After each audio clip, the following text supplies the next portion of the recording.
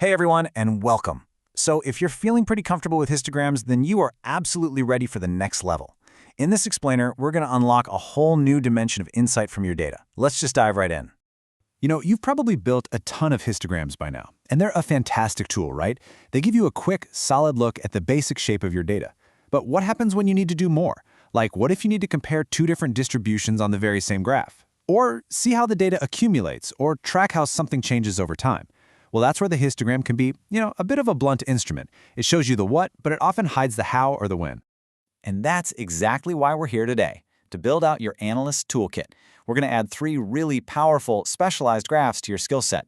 Just think of each one as a different kind of lens, a special tool for seeing the hidden stories inside your numbers. We've got the frequency polygon, the ogive, and the time series plot. All right, first up, let's look at a direct alternative to the histogram that gives us a slightly different and sometimes a way more powerful perspective. Meet the frequency polygon. Now, at its core, it's doing a really similar job to the histogram. It's showing you the shape of your data's distribution. But here's the key. Instead of using those big blocky bars, it uses points connected by simple lines. So why does that even matter? Well, have you ever tried to put 2 histograms on the same chart? It's just a jumbled mess of overlapping bars. With polygons, though, you can cleanly overlay 2, 3, even more lines, and that makes comparing different data sets instantly clear. So how do we actually build one of these? It's really just a simple 4-step process. First, you find the midpoint of each of your class intervals. Second, you plot that midpoint on the x-axis against its frequency on the y-axis. Step 3, you connect the dots. Easy enough. But there's one last, super crucial step to make it all work. And this right here is what we call the anchor rule. You see, a polygon, by definition, is a closed shape. So to make our graph a true polygon, we have to bring that line all the way down to the x-axis at both ends. It has to start on the ground and end on the ground. We do this by adding an imaginary class with a frequency of 0 before our first real data point, and another one after our last. This anchors the line, completes the shape, and most importantly, makes sure your graph is statistically correct. It's a little pro tip you're not going to want to forget. All right, tool number 1 is down. Let's grab the second tool from our kit. This one is all about understanding accumulation. Let's imagine you have a bunch of exam scores for a class. How could you quickly, and I mean instantly, find the score that, say, 50% of the students scored below, or the sales number that represents the bottom 75% of your company's daily performance? A regular histogram or polygon can't really answer that easily. For that, you need a tool that shows how the data actually adds up on itself. And that's where the ogive comes in. And yep, it's pronounced ogive. This graph is designed for one very specific, very powerful purpose: to show cumulative frequency. It's not just showing how many data points are in each bin. It's showing how many are in that bin plus all the bins that came before it. It's literally the story of accumulation, right there in a picture. So let's look at how we build one, because it's a little different from the polygon. For the x-axis, we're not using midpoints. Instead, we use the upper class boundaries. And for the y-axis, we're tracking the cumulative or running total. Now, the most important thing to remember here is that the line on an ogive can go up or it can stay flat, but it can never, ever go down. Why? Because you're always adding data. You're never taking it away.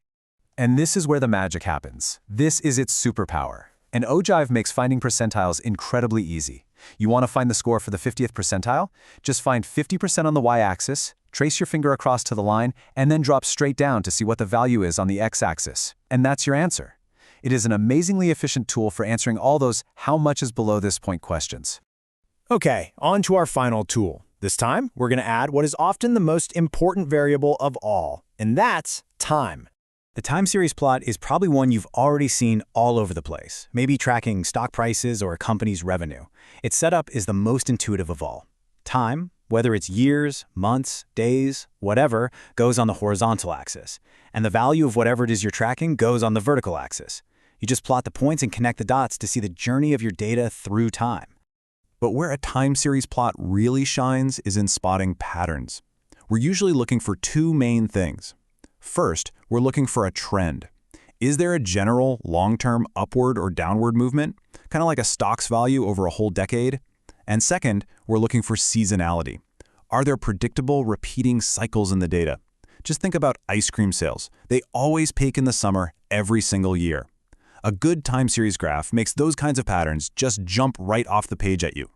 So there we have it. are 3 new tools: the frequency polygon, the ogive, and the time series plot. The big question is, how do you know which one to grab for which job? Well, this right here is your cheat sheet. Let's make it really simple. If your goal is to just see the basic shape of a distribution, or maybe compare 2 of them side by side, you're going to grab the frequency polygon. And what's its secret? Its x-axis uses class midpoints. Now, if you need to see accumulation or find percentiles, that's a job for the ogive, and its special trick is using upper class boundaries for the x-axis. And finally, if your data involves time and you're hunting for trends or cycles, it's got to be the time series plot, where the x-axis secret is simply time itself. Okay, let's end with a quick question to put your new toolkit to the test. A company just released its profit numbers for the last 20 quarters. To find the story in that data, what's the very first tool you're going to reach for? If you said the time series plot, you are exactly right. See, you're already thinking like an analyst.